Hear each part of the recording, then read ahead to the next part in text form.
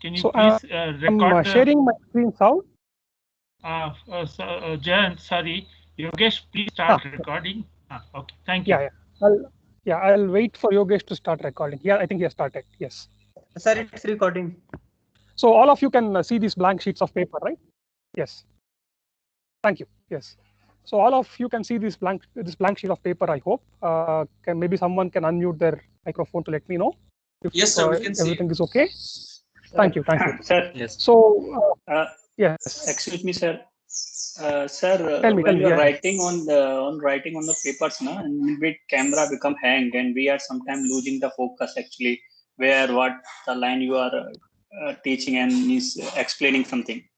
So this is very difficult. Okay. Last lecture also we face a lot of difficult. Some we are losing track and again coming back to track, then some issue is Oh, coming. there's a time delay probably, right? There's a time Yeah, delay time delay between is what there, I sir. write, Yeah, yes, sir, what yes, I sir. say, and what I write.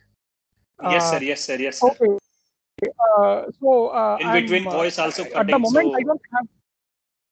Okay, okay. So at the moment I don't have a good solution to this. I think the voice breaking due to internet problems is something that we will have to live with. The only suggestion is you can listen to the recordings again. As far as the writing is concerned, this presenting hopefully is a makeshift arrangement. I wouldn't be sticking to the same format, going forward. Very soon, hopefully, very next week itself, I would be able to, work with a Wacom. And with that, I think some of the problems that you are facing now will be greatly reduced. To what extent, again, is something that we should see. Yeah, I can only apologize at the moment. I'm sorry. If you want me to slow down at any point, please let me know. You don't even need to raise your hands. Just let me know, and I shall slow down and wait for you to pay attention or take in whatever I might have written, so that the effect of the delay gets reduced and you don't end up losing track of what I'm saying. sir, just increase somewhat font size also, so we can able to Font see. size also you want it increased? Yes, sir, Okay, sir. okay. Little Let you me increase the let font me try to size. do that. Okay, all right. So rigid body kinematics.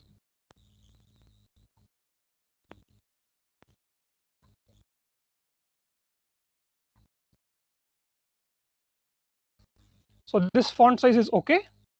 I can bring this a little closer. Yeah, it's okay, sir. Okay. So let me first recap whatever we discussed in the previous lecture. So we considered this rigid body, this shapeless potato. We assigned a coordinate system in which we would describe its motion. And then we talked about how we define a rigid body as one that does not deform under the influence of external forces or moments. And as a consequence of that, when the rigid body moves, it moves in such a manner that the dot product of any vector qp, where q and p are 2 points fixed to the rigid body, with the velocity, the relative velocity qp dot should be equal to 0, where qp dot was defined minus q dot, and or other words vp minus vq. These are all the different notations that we have introduced. I introduced in the last lecture to represent the same quantity. So p dot minus q dot is qp dot. That's by definition with the rules of vector addition. And vp and vq are defined to be p dot and q dot. And vp minus vq is also defined to be the relative velocity of p with respect to q. And that is represented by this symbol here, v of p relative to q.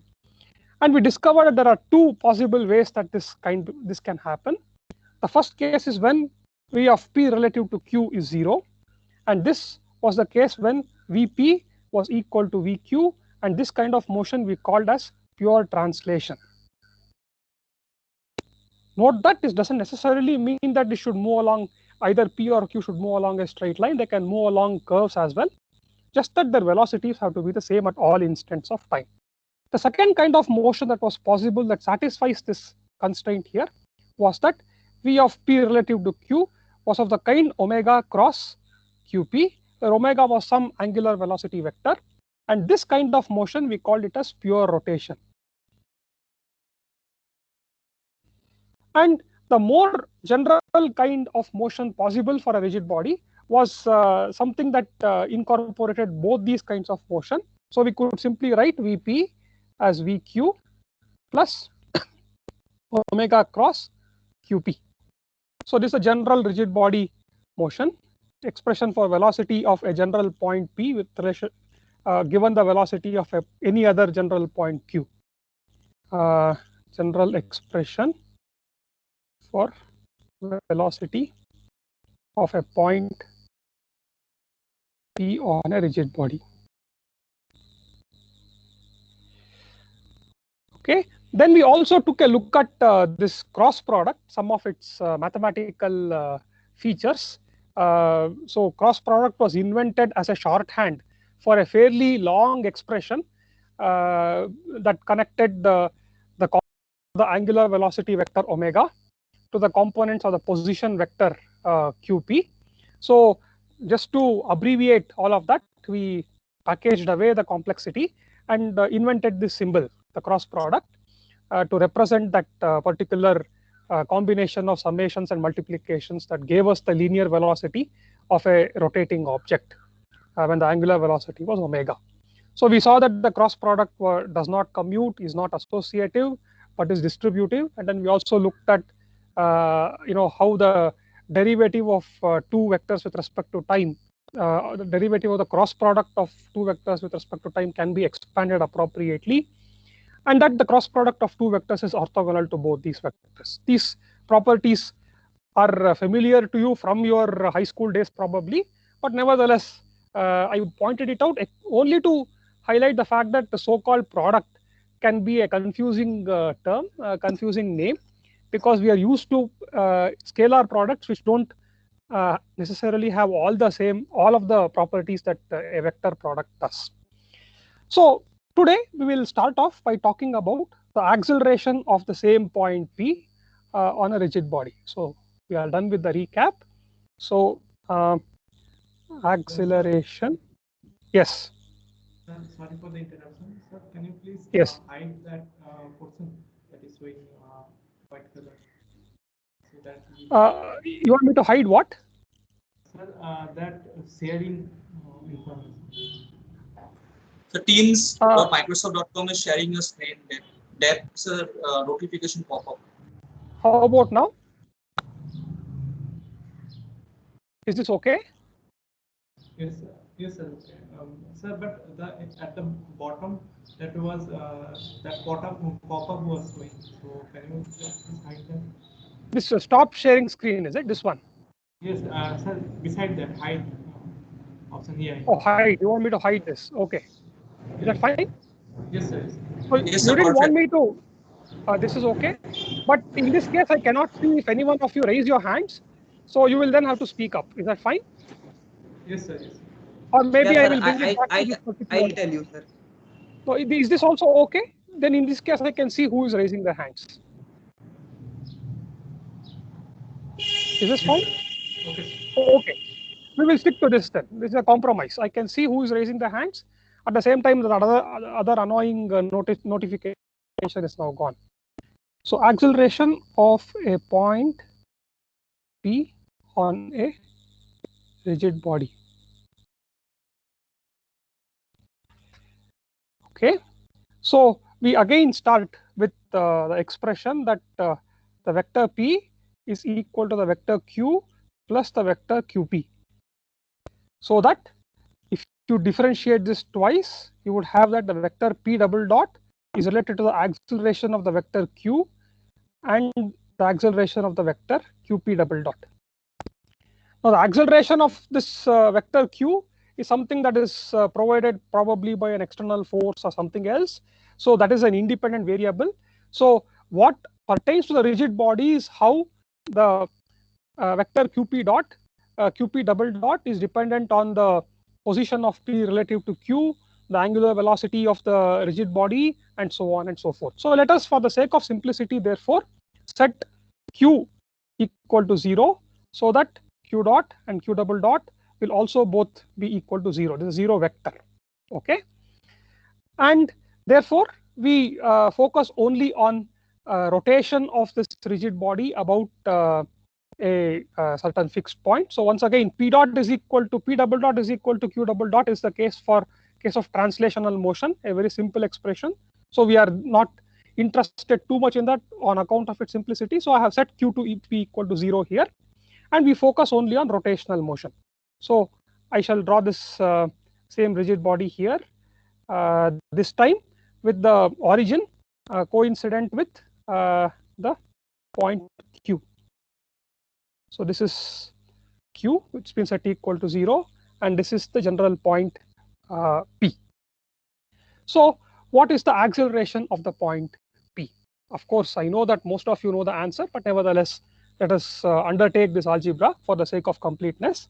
So we have QP double dot in this new setting where Q has been set equal to 0 to simply be equal to P double dot, because Q double dot has been set equal to 0. And that by definition is a derivative of the velocity of P. So P dot dot is P double dot, and what is the velocity of P? We saw that in the previous lecture. If this rigid body is rotating with some angular velocity omega about the point Q, then we know that the velocity of the point P is omega cross P. So the acceleration of the point P is therefore the derivative of omega cross P. And we noticed also that the product, if we apply carefully the expression for the derivative of a cross product, we see that omega cross P dot is equal to omega dot cross P plus omega cross P dot. Okay, and once again, we know that P dot is the velocity due to rotation, and then that in turn is equal to omega cross P once again. So this is therefore equal to omega dot cross P plus omega cross of P dot. I am replacing this with omega cross P. Okay, and I shall invent a new symbol for omega dot. Omega dot is the rate of change of angular velocity vector with respect to time. I shall call omega dot as alpha, the angular acceleration vector, and therefore we would have this to be equal to alpha cross P plus omega cross P. Okay, and the alpha cross P acceleration is tangential to the vector P, is normal to the yes, tangential to the vector P, to the radius vector QP, is normal to the P as well as to alpha. So I would have alpha cross P to be in that direction, the general direction, which is at 90 degrees to QP if this was a planar case. And this other term here, I hope you recognize this term to be centripetal acceleration. So this acceleration here is due to angular acceleration.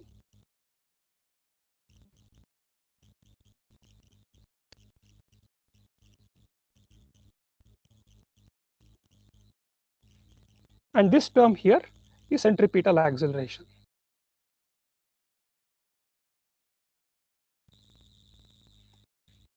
And you can also confirm dimensionally that this has the units of meters per second square if you wish to do so. Now, one point I wish to make, which is something that one needs to be careful about, is that in the planar case, where omega is aligned along the z-axis, the omega vector is aligned along the z-axis, and this is rotating in plane, then we have been taught in our high school and at other times during our education that the centripetal acceleration is normal, is along the radius vector and directed towards the center. So that is the direction of the centripetal acceleration vector for rotation in a plane, for rotation about one axis, with that axis being perpendicular to the radius vector of that point P with respect to the axis of rotation. However, this orthogonality between the centripetal acceleration vector and the radius vector, sorry, the alignment of the radius vector with the centripetal acceleration vector is true only in case of planar rotation of the kind that I have shown here. In general, I shall write here, note that omega cross p is not perpendicular, is not aligned with the vector p. Okay, it happens only if the omega vector and p vector are perpendicular to one another, in which case omega cross p is perpendicular to both, and omega cross of that particular vector will be again aligned along p. Otherwise, this is not going to be the case. And even pictorially we can see it. So if, let us say, we draw the XYZ axis, okay, and we consider a point P on the y-axis, and let this be the axis of rotation. So let this be the direction of the omega vector. Okay, so since this is the direction of the omega vector, without resorting to any equations, what would the trajectory of this point P be? If this is the axis about which this rigid body is rotating, how would the point P move? The point P would move, if you can imagine a little bit, along a circle whose plane is perpendicular to the pointing direction of omega. Do you agree with me? So that's the direction along which the plane of the circle along which the point P would move would be situated. So would be oriented. So therefore, what is the direction of centripetal acceleration? Pictorially, if this point P is executing a circle which is tilted such that it is its plane is perpendicular to the direction of omega, then you would agree with me that the centripetal acceleration would be pointed towards the center of this circle, and that direction I'm just plotting here. I'm going to drop a perpendicular from the point P to this line, and it's going to be along this perpendicular, right? And as you can see, this perpendicular is not along the radius vector p. It's not opposite to the radius vector p, as it would happen in the case when angular vector is oriented along the z-axis. So you can see from this pictorial representation, therefore, that in general omega cross p, which is a centripetal acceleration term, is not aligned along the radius vector p, but at some other angle. The two end up aligning with respect to one another only if omega and p are normal to one another. So any questions up to this point? Yes, Manoj? Sir, but we can always say that the centripetal acceleration will always be directed towards the axis of rotation, always be normal, regardless of the two-dimensional or three-dimensional geometry. Well, the axis of rotation is a line, right? Now, what Yes, do you sir. mean when you say it is directed towards the axis of rotation? There are multiple points on that line. I could be directed towards any one of those points, right? What you can, however, you can qualify your statement by saying that if I were to drop a perpendicular from this point P to that axis of rotation, then the centripetal acceleration is directed along that perpendicular. That is correct. But to say that it is directed along the axis is a technically not sufficiently, rigorous. Is that okay? Yes, sir, got it, sir. Okay. So what we did in the previous, yes. Is it okay to say that centripetal acceleration is directed towards the center of curvature of the path? Is it okay to say that centripetal acceleration is directed towards Center of curvature of the path. center of curvature? Yes, Center of curvature, maybe I'm not. Yeah, I think you are right. So the center of the trajectory about which that point P rotates, it's always going to be circular trajectories. Okay, so center of that trajectory is correct. So if I were to draw a line from the point P to the center of the trajectory, then yes, it's directed along that line. Okay. Okay. So what we did in the previous slide was to follow blindly, the algebra and allow us to, lead us to the expression for centripetal acceleration. Let me do that slightly more graphically now, because to me that's a lot more intuitive and easy to understand. So let me start with the definition of acceleration. By definition, by acceleration, we define acceleration of the point P as limit some time delta t tends to 0, the velocity of that point P at time t plus delta t minus the velocity of the point P at time t divided by delta t. Okay, so now this point P is executing rotation about the point Q, which is the origin of this coordinate system.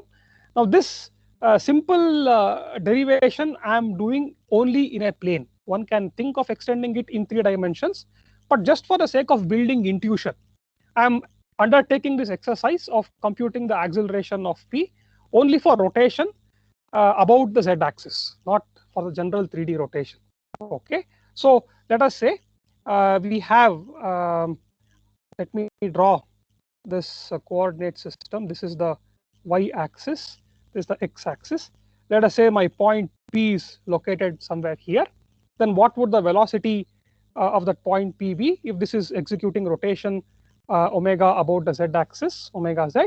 Then the velocity will be at some time t. Let us say the point P is located on the y-axis. The velocity will be horizontal and be given by omega at that time t times the magnitude of the vector P. Okay. Now, in the time delta t, this radius vector P would have rotated by a small angle, delta theta. And what is that angle? If I know the angular velocity omega, the angle by which it would have rotated in that small time delta t will be approximately omega t times delta theta. Sorry, omega at time t times delta t. That's going to be equal to delta theta. Okay, so the velocity at the time t plus delta t would be pointed this way at a small angle to the velocity at time t, and the value of this particular, the magnitude of this particular vector would be omega at that particular time t plus delta t times the magnitude of P. Okay, so let me now just focus on the vectors and their change alone. So let me draw the vectors alone here. The first vector, the velocity vector, was aligned along the x-axis, and then after some time it rotated by an angle delta theta and ended up pointing in that particular direction. So we would have delta v to be this particular. So this is v of t and this is v of t plus delta t, and therefore this is going to be delta v. And as you can see, delta v can have in general both x and y components if there is angular acceleration also. So the x component of, I'll first write the y component because that's easier. This first vector does not have any y component. So the y component of delta v will be the same as the y component of v of t plus delta t, and that's equal to omega of t plus delta t times magnitude of P times sine of this particular angle, sine delta theta. But if we are looking at very small increments in angle, then sine delta theta is approximately equal to delta theta itself. So I'll just write this as delta theta, and this is the is y cap. Okay, this is aligned along the y-axis, and then there is a term that's aligned along the x-axis. So this v of t plus delta t has an x component, and that is given by omega of t plus delta t magnitude of P cos of delta theta, and v of t has an x component which is exactly equal to omega of t mod of P delta theta. Sorry, that's it. And delta v therefore is the x component of delta v is the difference between the x components of these two vectors. So this will be the expression for the x component. So I shall write it this way. Okay. Now we have that delta theta is equal to omega t, omega at time t times delta t. So therefore, we would have delta v vector to be equal to omega of t plus delta t times omega of t magnitude of p delta t y cap plus this particular term here. We see that for very small angles theta, cos of delta theta will be very close to 1, and therefore we would have this first term to simply be omega of t plus delta t magnitude of p minus omega of t magnitude of p x cap. So what is acceleration? Delta v by delta t in the limit delta t tends to 0. That is p double dot, and that is equal to, in the limit delta t tends to 0, this product will simply become omega square of t magnitude of p y cap, and then this guy here, if you see, I can take magnitude of p out, is omega of t plus delta t minus omega of t magnitude of p divided by delta t x cap. And by definition, omega of t plus delta t minus omega of t divided by delta t is the angular acceleration. So we would have therefore p double dot to be equal to alpha magnitude of p x cap, where alpha is just a scalar quantity in this particular planar case, is assumed to be a scalar quantity. Have I used omega z here? Then maybe everywhere I have to, let me not call this omega z in that case. I'll just call it as omega. Okay. I hope you will forgive my abuse of notation. So we are considering the planar case, and it's rotating about the z-axis with an angular velocity omega. I have removed the subscript z here, although I would have been happy to have it there, because I would otherwise have to change that subscript everywhere in these expressions. So to avoid possible mistakes that I might make along the way, I have just called this omega. Okay. So the omega vector I'm writing here is simply omega z cap. Okay. So we have therefore that p double dot is equal to alpha magnitude of px cap plus omega square magnitude of p y cap, and this is the centripetal term, omega square magnitude of p, and this is the angular acceleration term. And you would wonder why you don't have minus sign associated with the the centripetal term, and that's because if you look at the the way we have considered the point p, the radius vector of that point p is pointed along the negative y-axis. So in relation to that radius vector, this term here, omega square magnitude of p, is actually opposite in sign to that radius vector. So that fact that the centripetal acceleration is pointed towards the center is still going to be valid, even in this derivation. So any questions about this derivation or anything in relation to the way we have gone about doing this? Sir. Yes. Sir, while writing, you speak slow, sir, because you speak something else and writing something else. It seems to be like that. Well, I'm writing what I'm speaking. Yeah, but in camera, internet, it's because of delay. Correct. So there is a delay. I will try to speak even slower than I am doing now. Okay. Okay. So any other questions about this derivation? Okay. So if there are no questions, then we shall move to the next topic that we would discuss today, and that's a slightly more complicated case of a particle that is moving on a rigid body. So let me draw the rigid body here. Again, for the sake of simplicity, I shall assume that this rigid body is rotating about that point Q. Otherwise, I just need to add that linear motion of that point Q, the translational motion of the point Q to the translational motion everywhere else. So this is the rigid body, and I have a point R, which, unlike the point P, is not fixed to the rigid body, but is instead moving relative to the rigid body with some velocity. Okay, so what we would do first is obtain the expression for the velocity of the point r in an inertial coordinate system. Okay, if this rigid body is rotating, then we have to add the effect of this rotation to the relative velocity that the point r has with respect to the rigid body to obtain the absolute velocity of that point r. That's the first thing we need to do. And then similarly, we have to also calculate the acceleration of that point r relative to the in an inertial coordinate frame. So I shall write here velocity of a particle moving on a rigid body.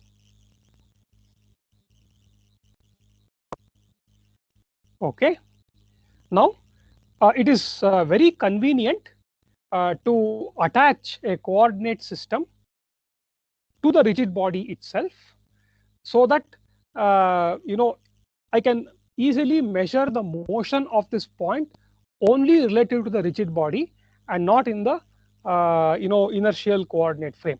So I shall rename these axes as x subscript a, y subscript a. This represents our inertial fixed coordinate system, and I shall attach another coordinate system x subscript b, y subscript b, z subscript b, which is not visible here, to the rigid body, and this coordinate system moves along with the rigid body. So if I were to consider a point P in this coordinate system which is fixed to the rigid body, then when the rigid body rotates, the coordinates of that point P do not change at all with respect to time, even though the rigid body is moving, because by definition this coordinate system is also moving along with the rigid body, and therefore the components of P along x, y, and z in this rotating frame of reference will remain the same.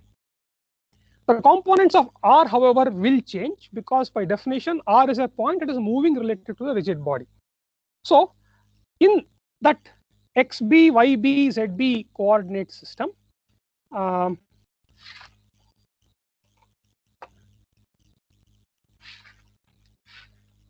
let the position of r be equal to rx xb cap plus ry yb cap plus rz zb cap.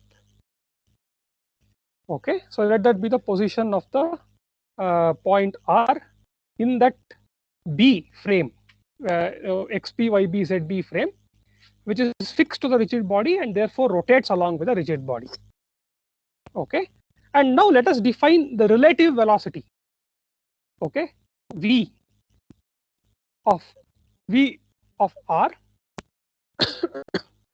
as the rates of change of the coordinates rx, ry, and rz with respect to time measured in the xb, yb, zb frame. So this is moving only in relation to the rigid body, and therefore these would be non-zero quantities. Rx dot will be non-zero, so v relative, I'll call this v rel. Okay, instead of v subscript r, v relative is rx dot xb plus ry dot yb plus rz dot zb. Okay, so this is the speed with which, or the velocity with which, the point r is moving relative to the rigid body, the rotating rigid body. Now the question that we ask ourselves is, what is the velocity of this point r in a frame that is not rotating with the rigid body? That's the question that we are trying to answer. So to answer that question, let us come back to the first equation. We have r is equal to rx, x cap b, etc., etc., right? So let's differentiate that. So r dot is equal to rx xb x cap b whole dot plus ry y cap b whole dot plus rz z cap b whole dot. And again, by following the rules of differentiation of a product of two entities, in this case, one is a vector, the other is a scalar. This would be Rx dot x cap b plus Rx times x cap b dot. Okay, and likewise, I would have the other terms. I would have Ry dot times y cap b plus Ry times y cap b dot plus Rz times z cap b, Rz dot times z cap b plus Rz times z cap b dot. Now, what is x cap b dot?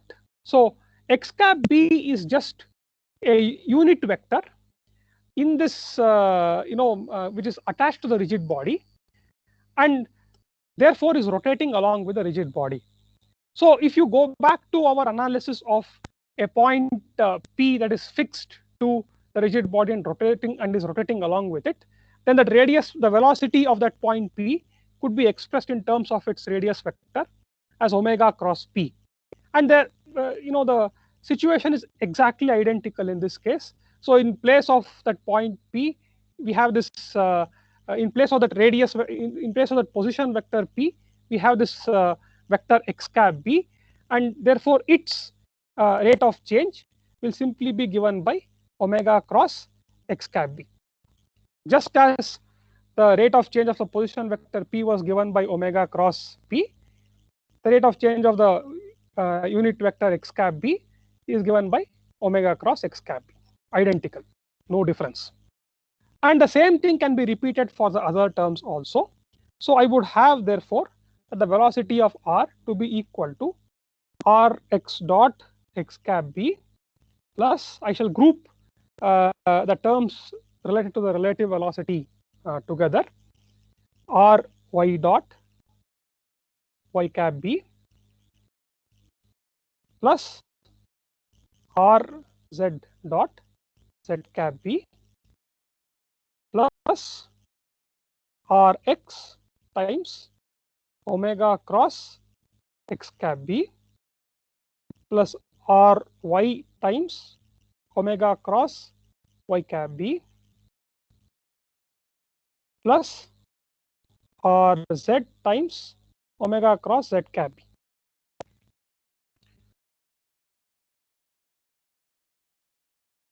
Now, you recognize that the first three terms combine to give me the relative velocity of that point r with respect to the rigid body P rel plus this other term there, and I have a scalar Rx multiplying this vector omega cross x cap b, and I can rewrite that term as omega cross of Rx x cap b, and I can do the same thing for the other terms also, omega cross Ry y cap b plus omega cross Rz z cap b, and then I can, since distributive property is valid for cross products, this sum of these three terms is equal to omega cross of the sum of these three cross products is the cross product of the sum of omega, of cross product of omega with the sum. So Rx x cap b plus Ry y cap b plus Rz z cap b, and what is this? This is Rx x cap b, Ry y cap b plus Rz z cap b is the position vector r represented in the xb frame. So this is equal to V rel plus omega cross r. Okay, so this is r dot. A fairly simple derivation, although we had to go through a lot of algebra to do this. Any questions about this expression? Yes, Manoj. Manoj and Abhishek. Maybe first Manoj. Manoj Sir, does not can you? hear. Yes. Sir, can you please repeat the English statement that you said? What is the velocity we'll try to find in absolute frame? That I want to note down.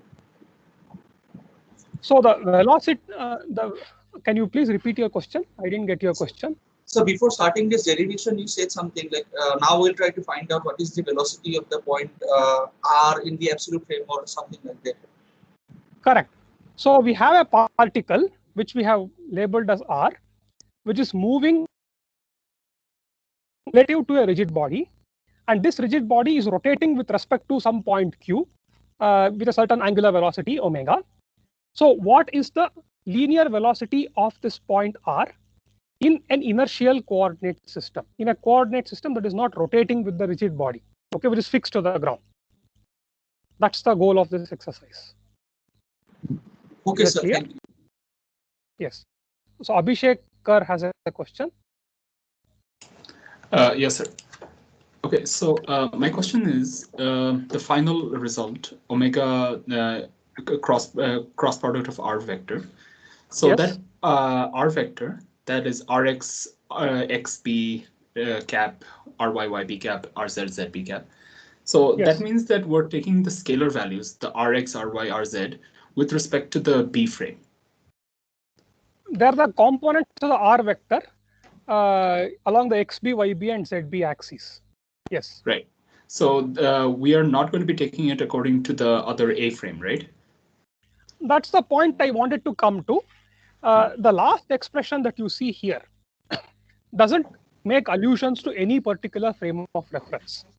Okay, the V rel plus omega cross r doesn't, assume whether it is the XA frame or the XA YA ZA frame or the XB YB ZB frame in which we are representing these quantities. So before I answer your question, let me complete this analysis. So if we had the point Q also moving with a certain velocity VQ, then R dot will be equal to VQ, which is Q dot, plus omega cross R, okay, plus V rel. Now let us return to your question.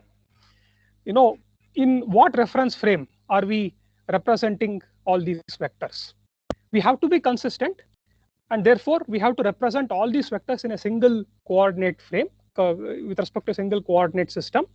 And in this case, I have chosen to represent it with respect to the B coordinate system. Okay. Now, is that clear? Did that answer your question?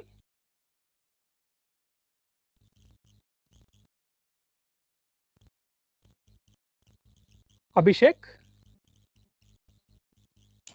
Okay. Sir, hello. Yes. Hello. Do you hear me? Did that answer your question? We're representing it in the B coordinate system. Everything. Hello. Can you hear me, sir? Sorry, I lost the connection in between. Okay. So it's fine. You representing don't all have to the repeat vectors. yourself. I can watch the recording, sir. Okay. Okay. Then we have two more questions. Dinesh Kumar Agarwal and Raghuraman Sheshadri. So Dinesh can probably go first. Yeah, actually, sir, why there is need came to take another rotating frame? Because I think we can simplify the problems, because we can take the first of all one fixed frame of reference to compute the rotational velocity, and rotating frame of reference to compute the translation velocity of the point, our desired point. Because of that only we need two rotating frame of reference, so there is something else. We want to simplify the problem only. That's why we need two frame of reference. Yes. It is to yes, you are right. It is to simplify the problem. So using these two frames of reference, so when you are measuring relative velocity, you are by definition measuring it with respect to the rigid body, right? So it therefore makes sense to measure it makes sense to attach a coordinate frame to this rigid body, and therefore that coordinate frame also rotates with the rigid body. That allows you to unambiguously measure the relative velocity V rel. So this is one reason we have a second frame of reference. You can, if you want, you can solve the problem also without this frame of reference.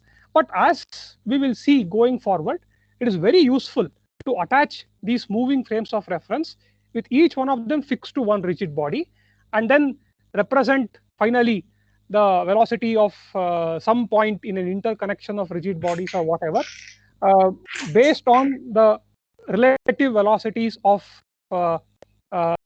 particular point with respect to these coordinate frames, and then the relative velocities of these coordinate frames with respect to one another. So I think going forward, I think this idea of attaching a coordinate frame to the rigid body, while it might or might not be necessary for this problem, will be very important and useful at some later stages. Okay. So therefore, I want to get you guys used to this habit of attaching a coordinate frame to a rotating rigid body, even though you may argue that this problem does not require it. Okay. Okay. Then Raghuraman Sheshadri. No, sir, my question was already answered by Dinesh Kumar's question. Okay. Then Subhadip Sahu. Yes, sir. Sir, can you please tell me the R dot, the third line, what does it mean? Actually? This one? What does that mean? Yes. It is by definition the rate of change of that vector R. So why is that a confusing notion? Sir, with respect to which coordinate? It doesn't matter. You can represent the vector R in any coordinate system. So this term here is with respect to a fixed coordinate system. Okay. So R is represented along xp yb in the B coordinate system, but R dot is the rate of change of this vector with respect to a certain fixed coordinate system. Okay, not something that is rotating with the rigid body. Okay, sir. So that means here in this case, with respect to the YA or XA, right? That's the point I wanted to come to. So maybe I will, whatever I would say next would automatically address your question. So if you look at this, I said that these expressions here are independent of the coordinate frame in which we represent it. And here I have represented this in the XB, YB, ZB frame.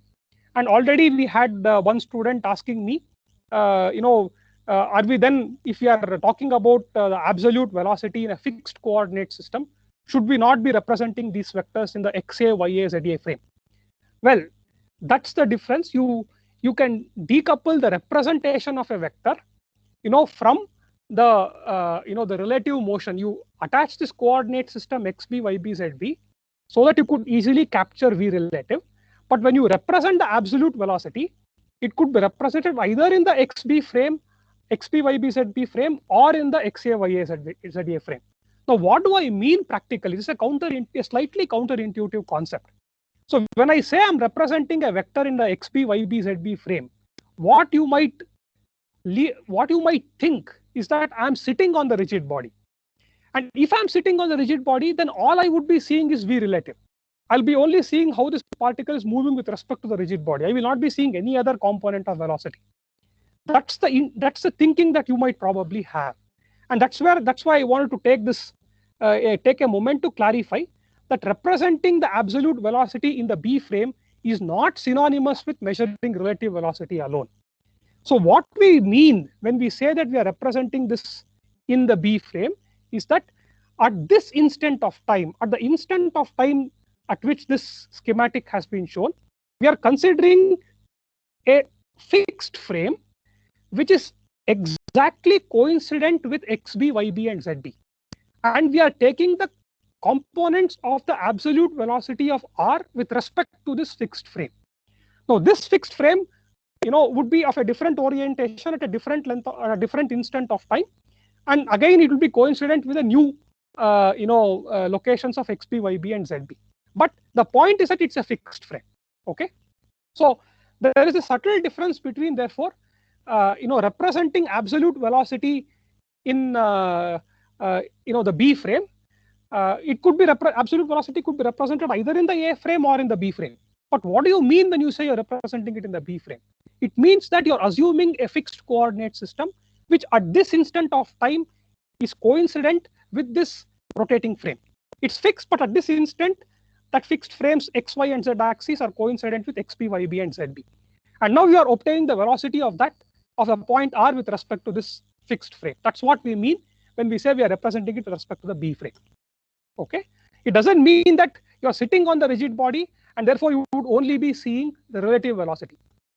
Is that Okay, so you need not represent this vector, absolute velocity vector, only in the A frame. It can also be represented in the B frame, provided you interpret the representation in the manner that I just told you.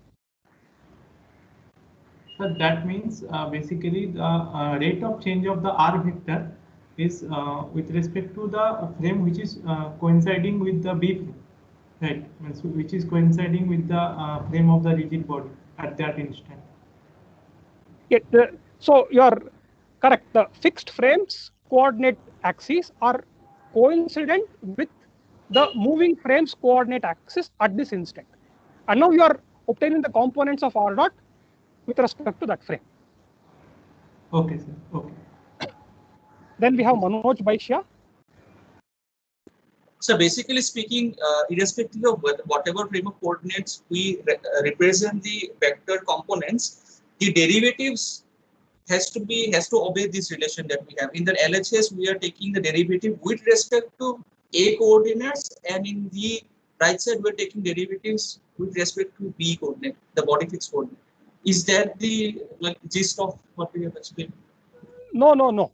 We are not taking the derivatives with respect to A coordinates in one case and B coordinates in another case. We have represented the vector, when we are taking the derivative, you are taking the derivative of the vector R, which has been represented in the XB, YB, ZB coordinate frame. But then the unit vectors of this frame themselves are changing with time. And that has also been taken into account. And those changes again are represented in the XB, YB, ZB frame. That's the term here. Okay. So this is the representation of the change of XB, YB, and ZB, in the same XB, YB, ZB frame. In other words, you are representing the change in a coordinate system which is fixed, fixed to the ground. It's the laboratory frame itself, but is at this instant of time oriented the same manner as the rotating coordinate frame. You are not having a derivative with respect to one frame on one side and another frame on the other side. It's all with respect to the fixed frame itself. This R dot is with respect to some fixed laboratory frame. In this case, it's the fixed frame which is aligned with XB, YB, and ZB. Okay. Okay, sir. Yeah. Then we have Dhanashri Tejpal. Sir, basically, so here you are considering two kinds of fixed frame, correct? Yes. Sir, why do we need two fixed frames? That's what I answered another question, another student earlier. It is not necessary for this specific problem, but it's a good practice going forward, because some of the equations of motion, for example, Euler's equations, take a very simple form if they are represented in the B frame rather than in the A frame. Okay. Okay. So the simplicity in its structure is the attraction. That's a little, you will realize its benefits later on during the course. Okay. Raghuraman, Sheshadri. Sir, so to just giving one sentence, the point R is translating with respect to the coordinate B, and the frame B itself is rotating with omega angular velocity. Yes. Right? Okay. Correct. Yes. So we shall move ahead now. The next is the acceleration of a point P moving relative to the rigid body. So that's the next topic. Acceleration of a particle, not a point P, sorry, a point R, a particle moving on a rigid body. Okay. So, before I get to this, we have been discussing, a couple of students have already asked me this question as to why we considered a second coordinate frame and why did we really need to do that? I mean, could we solve it in a more simple manner? And here is a simpler solution. There's a reason I did not adopt this solution, and that will become apparent soon. Okay. Let us say we do not consider a frame that is fixed to that rigid body, that XB by B. We just consider XA, YA. Okay. Now, this is the point R, which is moving relative to the rigid body, and this is the point Q about which the rigid body is rotating. There is one other way to obtain the velocity of that point R, okay, which is absurdly simple compared to the steps that we undertook in the previous derivation, but at the same time deceptively simple. I mean, it's full of pitfalls when it comes to computing the acceleration, which is why I avoided taking that route. Now, let us consider a point P, which is fixed to the rigid body, but which is extremely close to the point R. So close that for all practical purposes, the points P and R can be assumed to be coincident at this instant of time. Okay. The point P, however, is fixed to the rigid body, right? So what is the velocity of the point P? You don't need a second coordinate system to represent that. We have already done it in the previous class. We know that the velocity of the point P is equal to omega cross P. Now, since I have this point R, I can always write that the velocity of R is equal to the velocity of P plus the velocity of R with respect to P. Right? This is true regardless of whether we are dealing with rigid bodies or anything else. This is a very basic kinematic relationship. So what is the velocity of R relative to P? So if the point R is moving on the rigid body, okay, if it is moving on the rigid body, then the velocity of R relative to P is nothing but V relative. The point P is fixed to the rigid body.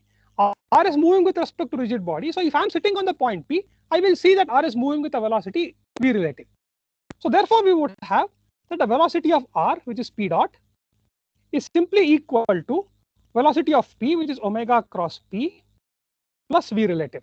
But we have assumed that P and R are coincident at this instant of time, and therefore velocity of the point P is the same as, omega cross P is the same as omega cross R, and plus V relative.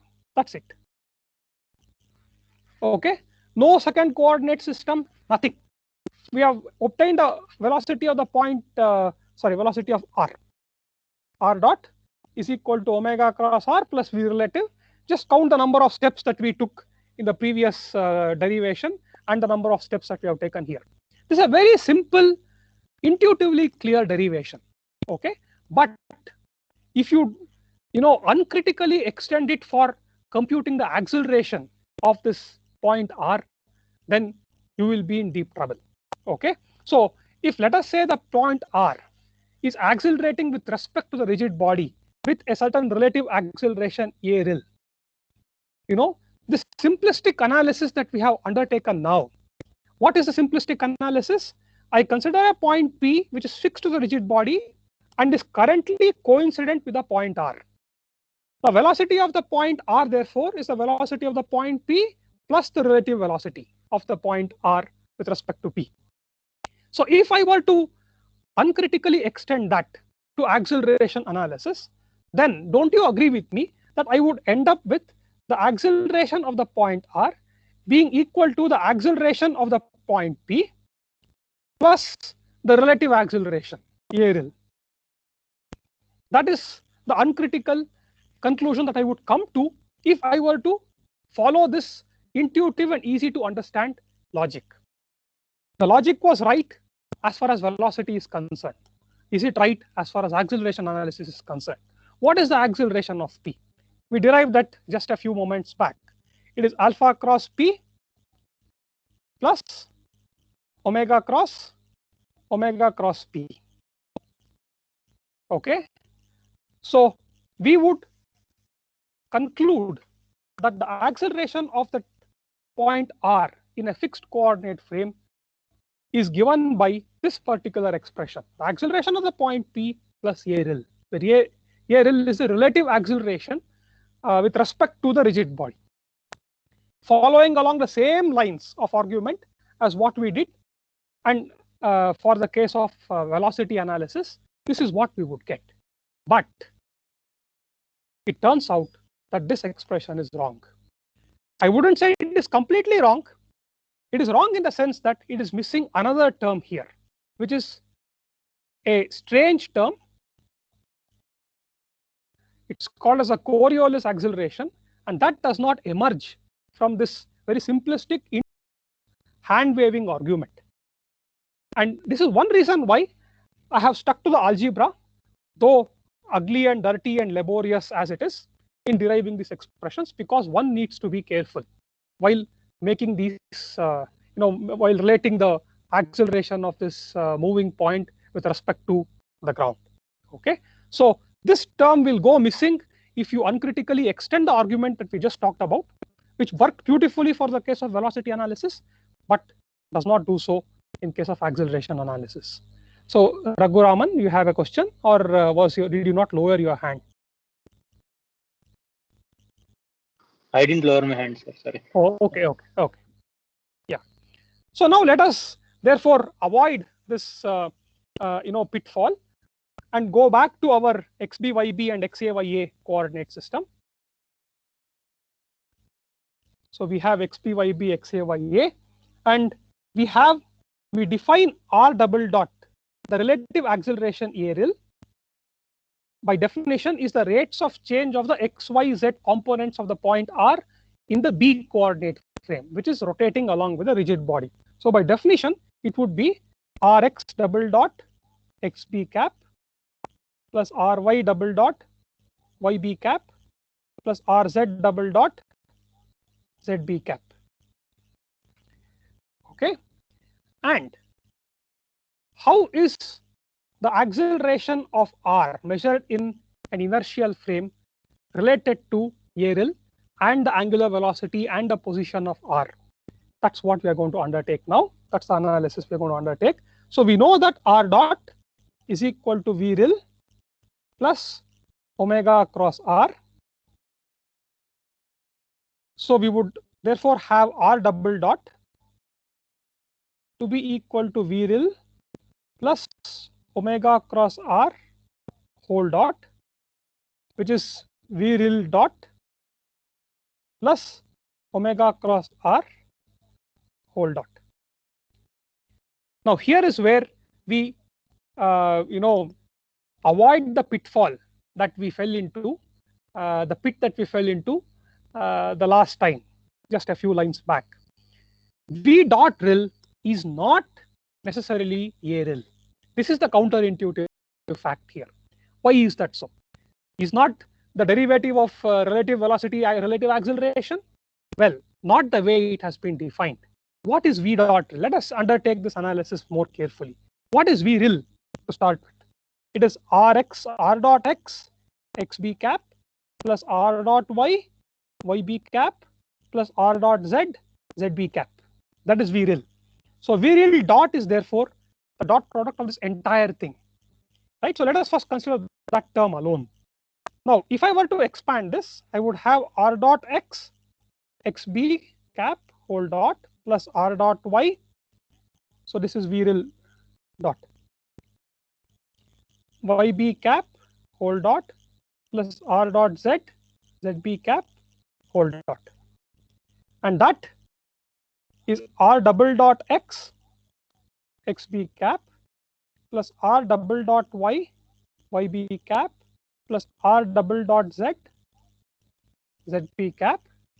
This is the familiar expression that we have in the earlier line, plus we have r dot x xb x cap b dot. This term is an extra term that was missing in our analysis. Okay, then r dot y cap b dot plus r dot z cap b dot. And again, we know that this term here is equal to, based on the derivation that we did earlier, x cap b dot is omega cross x cap b, etc., etc. So I can write this term here as omega cross r dot, sorry, not r dot, omega cross r dot x cap b plus r dot y cap b plus r dot z cap b. And this r dot x cap b r dot y is a velocity, is a relative velocity of that point r with respect to the rigid body. So this is therefore equal to omega cross v real.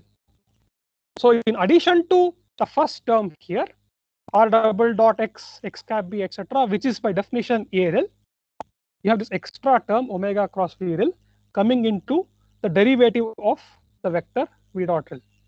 So we are measuring the acceleration in a rotating coordinate system, and therefore one has to take the change in this velocity vector due to rotation of that coordinate frame into account when we are computing the total acceleration of v rel. Okay. Next, we have the second term, which is more standard, and we can approach it with regular algebra. Omega cross r whole dot, that's equal to omega dot cross r plus omega cross r dot, and this is equal to omega dot cross r plus r dot is, we know the expression for that. What is the expression? It is v rel plus omega cross r. So therefore, we would have this to be equal to omega dot cross r plus omega cross r plus omega cross v rel. That's the second term in the expression for r double dot. So when we add up v dot rel plus omega cross r whole dot, what we get is r double dot is equal to omega dot cross r, which is alpha cross r, plus omega cross r plus 2 times omega cross v rel plus a rel as the final expression. So if you compare what we got by not taking any shortcuts and doing the algebra correctly with what we got when we thought of ourselves as very smart and uncritically extended our velocity analysis to acceleration analysis, is that the first term is represented. R double dot is equal to alpha cross r is there here. The second term is also represented. If p and r are coincident, omega cross p will be the same as omega cross r. A rel is also there, but this other term, this very strange and interesting term, is absent. Okay. Let us again talk about the origins. This alpha cross r term is perpendicular to the vector r and alpha. It's due to angular acceleration.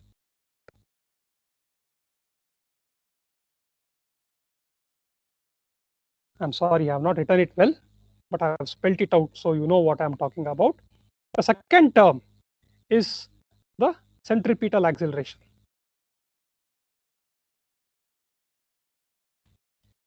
The last term, again, all these are intuitively clear, relative acceleration. This is the new term here, and this is called as the Coriolis acceleration. Coriolis. Okay. This Coriolis term is a very interesting term, and it has profound implications on the life as we know it. So let me spend a few brief moments talking about the importance of Coriolis acceleration in our world. Before that, if there are any questions, I'll be happy to answer them.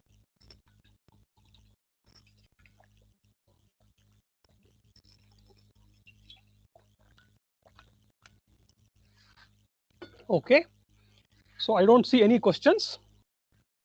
So let us talk about the Coriolis acceleration.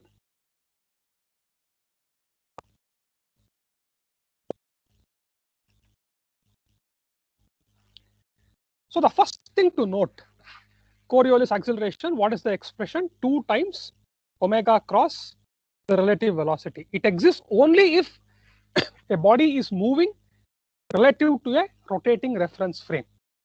And also note that it is independent of the distance of the point from the center of rotation. We are so used to centripetal terms and so on that we think that all kinds of acceleration in a rotating frame should have something to do with the distance of the object away from the axis, the center of rotation. But this particular acceleration is independent of the distance from the center of it exists even if you are sitting exactly at the center of rotation. Okay, so that's one point. So it's independent of the distance from the center of rotation. Okay. Now, if you are in an inertial frame, okay, you are inside that rotating rigid body, sitting on it, then just as centripetal acceleration manifests to you as what is known as a centrifugal force, which is opposite in direction to the centripetal acceleration and is equal to your mass times that acceleration numerically. Similarly, if you are in a rotating coordinate frame and you're inside it, you experience a force, a fictitious force called as the Coriolis force. And the expression for that again is minus of the mass times the acceleration. So it's in the opposite direction as the acceleration. So centripetal acceleration is pointed towards the center of rotation. So centrifugal force is acting outwardly away from the center of rotation, right?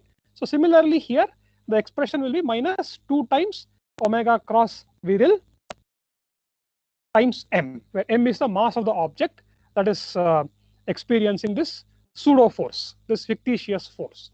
This is called Coriolis force. Okay, so these Coriolis forces have profound implications on weather. So before I talk about weather, here is a very simple intuitive understanding for the origin of this Coriolis force. Okay, so let us consider a turntable. So quite apart from the algebra that we undertook in the previous derivation, where just the algebra led us to that expression. Intuitively, what is happening? Of course, the intuitive qualitative expression does not lead us to the quantitative expression here. It's also possible to do that carefully, but I don't have the time in this class. It's there in my lecture notes. So just as we derived the centripetal acceleration from first principles, I have derived the Coriolis acceleration also from first principles in the notes. So you can take a look at it. I wish to do it here, but we don't have the time for that now.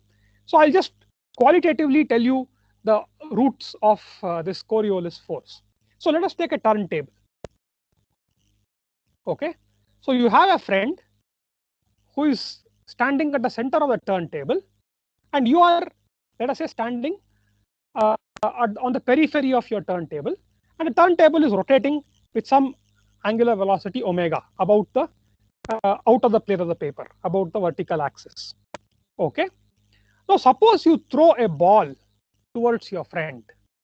Okay, if this table was not rotating and your aim was good, then your friend will be able to catch the ball without any effort. He will not see any deflection in the trajectory of the ball or any such thing. Okay, but then you are now in a rotating reference frame, and let us say I am standing outside. This is the outside observer. You have thrown the ball with this particular velocity relative to the turntable, but I know that since you are on the turntable, the actual velocity with which the ball is moving is not this, but instead that. I have to add the tangential velocity of the turntable to the normal velocity with which I have thrown it towards that center, right? So this is going to be the actual direction of velocity at which the ball has been thrown relative to the laboratory. Okay, now with this velocity, the ball is going to move along this line. Okay, now as this ball moves towards the center, you know that your friend is also rotating along with the ball, along with the table, right? So the coordinate frame fixed to the turntable is itself going to be changing with respect to time. So now the coordinate frame might be like this. Next time the coordinate frame would be like that, and then it will be like that. So the velocity, although it is in a particular direction relative to the inertial coordinate system, is going to keep changing its components with respect to this rotating coordinate system, the frame which your friend and you only know. So in that coordinate system, the ball will actually execute a curved trajectory. Okay, it will appear to move to the right of the thrower. Okay, now if I was in a rotating frame and I did not take into account that the frame is rotating, I would assume that because the ball is moving to the right, there must be some force acting that is pushing it towards the right. There is really no force that is doing it. It's just a consequence of you and your friend being in a rotating reference frame. You have ignored that, you have forgotten that, and therefore you instead attribute that to a fictitious force in that particular frame that is pushing all the balls towards the right. And that force is the Coriolis force. Okay. So this is a simple qualitative explanation for the origin of Coriolis force. Now, this turntable could potentially be our planet itself. Okay, it could be Earth, in which case it will not be a flat plate, but it will be a sphere. But again, you will see different components of this angular velocity at different latitudes away from the equator. So what happens, therefore, as a consequence of the Coriolis effect is that if there is, let me draw the globe now. Let this be the equator. Okay, if a small low pressure region is created in the atmosphere at some location on our planet, this is the north-south of our planet, this is the equator. Okay, then wind will try to move towards that low pressure region because there's a pressure difference. It will try to move towards that low pressure region, but because of Coriolis effect, it's going to get deflected to the right. Similarly, wind coming from above is going to get deflected to its right, okay, or to the left in this particular case. And that results in a circulation of wind about that point where the low pressure was created. And this circulation of wind is nothing but a hurricane or a typhoon. Okay, so hurricanes, therefore, the swirling wind owes its origin to Coriolis effect. But there is something more. Of course, hurricanes have disastrous effects, but there is something more fundamental and profound about the Coriolis effect as far as our world is concerned. Let me talk about that next. So since the equator receives full sunshine, at almost normal to its surface, it's hotter. That's a well-known fact.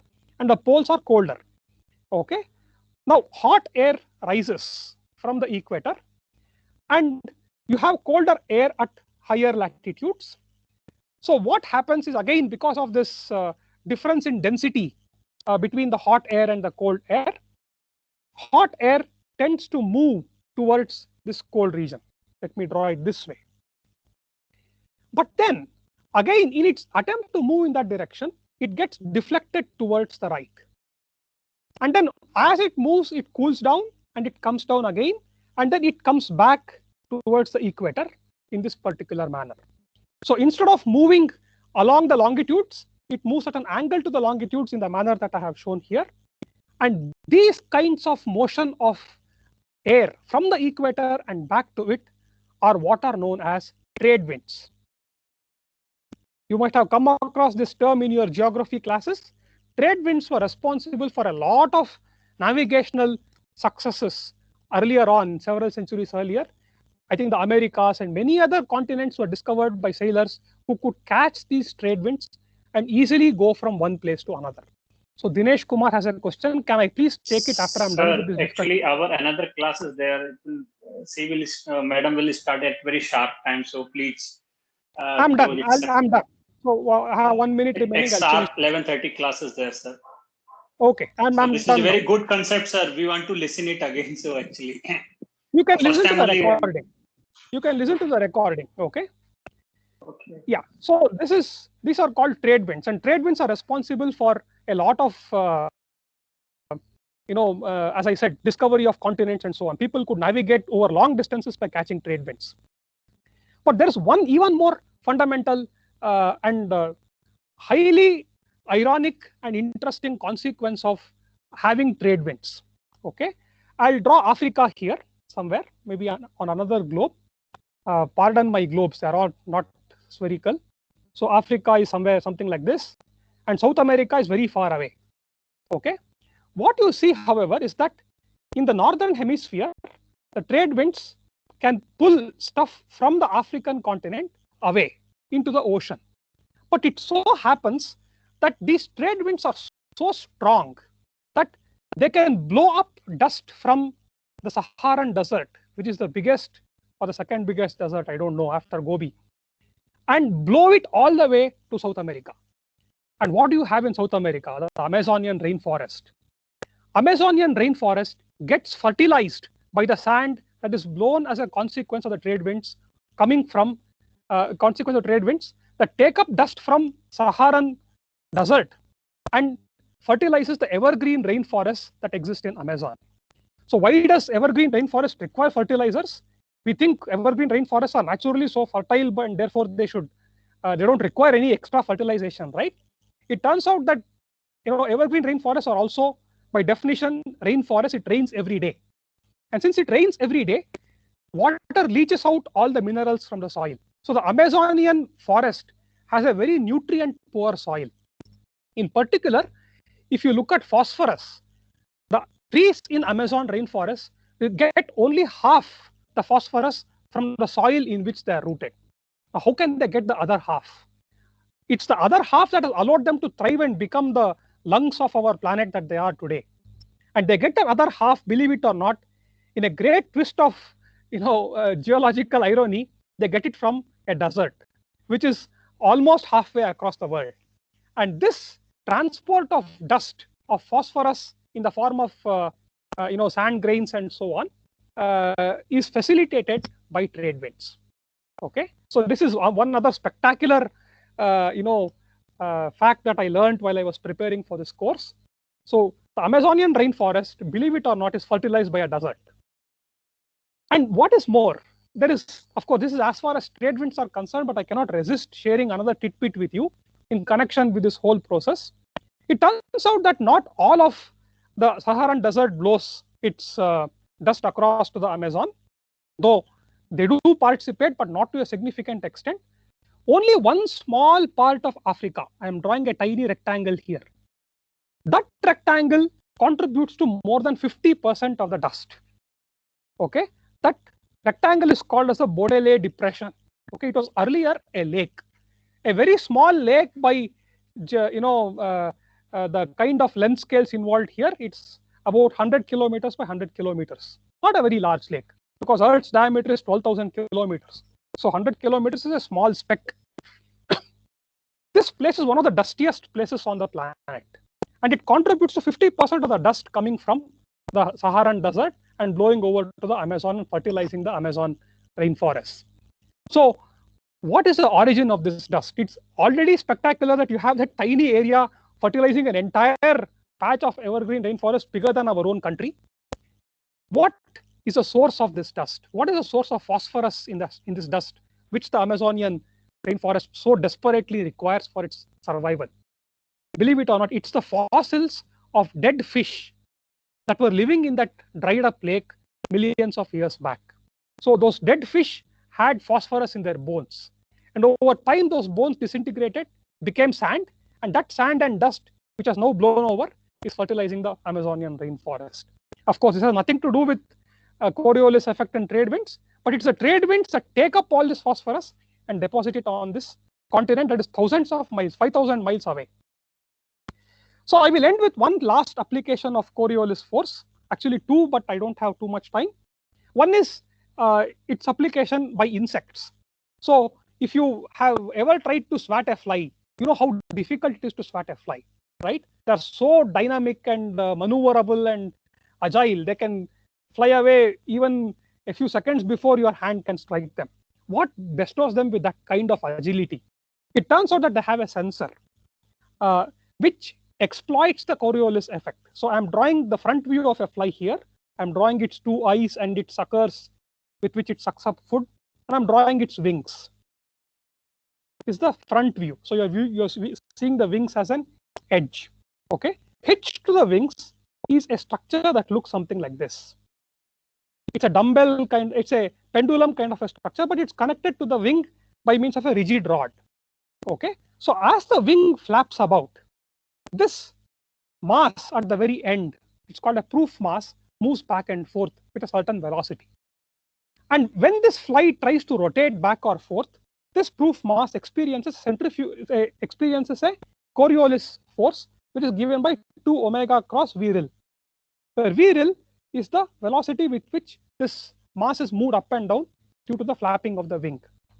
And this is communicated to its sensory organs, which is located at the root of this structure, and that behaves like what is known as a rate gyro. You can measure the angular velocity omega. The fly can measure the angular velocity omega by looking at the kind of forces it is experiencing at the end of this structure. And this measurement in turn allows it to control its orientation and its angular velocity. And that's what gives it that fantastic maneuverability that you see. Okay, so I have given you some 3 or 4 examples of Coriolis acceleration and the way it applies in our in the real world. There is one last one which is called as a Foucault pendulum, which was used to demonstrate that Earth is actually rotating about its axis and the heavens are not rotating around Earth as the geocentric theory proposed, but I don't have the time for that. It's already 11:35, so I shall stop at this point. So I shall again, I appeal to everyone to kindly send Yogesh your email IDs so that we can send you the notes for these lectures in due course and all assignments and such other things, especially if you're planning to credit this course. Thanks a lot. Bye. You can log out now. Unless you have questions, you can log out. Yeah, Subhadip Sahu has a question. Yes, sir. Sir, the first picture you have drawn, the table, why the ball is moving curve, means it was initially moving along the velocity, resultant velocity. So after that, what have you said? I could not catch that. That why it is moving? It is moving along a curve. It appears to move along a curve to your friend who is sitting at the center.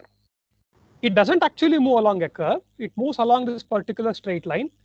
Okay, you have thrown the ball, you have released it, and it has this tangential velocity and this normal velocity. It's moving along a straight line. But your friend is rotating with the turntable, right? And therefore, your coordinate frame itself is changing its orientation. Since your coordinate frame is changing its orientation, the components of this vector, which is actually fixed in the laboratory frame, is going to be changing with respect to time.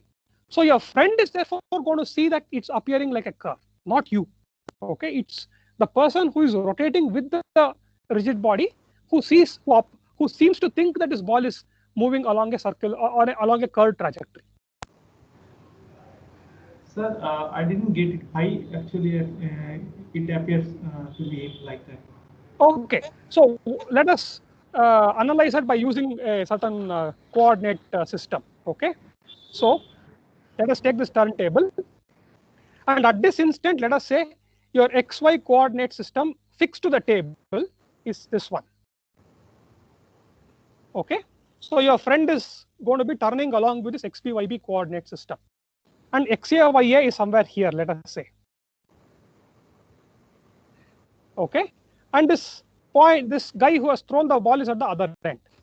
Now he has thrown the ball towards the friend, but then because the thrower is also rotating, the ball gets a velocity that's at an angle to the center. Is that much clear? Yes, sir. Yes, sir. Okay. Now, after some time, let us say we are here somewhere. Okay, the velocity of the ball continues to be this one. But by the time I have come from here to here, what has happened to my orientation? The turntable is rotated, right? So my XB will be like this, and my YB will be like that, right? So the components of this velocity in the new coordinate system is no longer the same as what it was in the older coordinates. This was the older coordinate system. and this velocity had a certain x and y components in the original coordinate system. Now, when I have rotated along with the table, the new coordinate system is oriented this way, xp prime, yb prime. The velocity, however, has not changed direction. Okay, but since the coordinate system itself has changed direction, the components of this velocity in that coordinate system have changed direction, have changed their values. Do you agree with me? Yes, sir. So therefore, continuing along that direction, because the components of this velocity are changing continuously as this coordinate frame is rotating, the person who is sitting in this coordinate frame will seem to see that this ball is taking a curved trajectory. Okay. Okay, sir. Yeah. Okay, thank you. Yeah, thank you. Any other questions? Hello, Jain sir. Yes.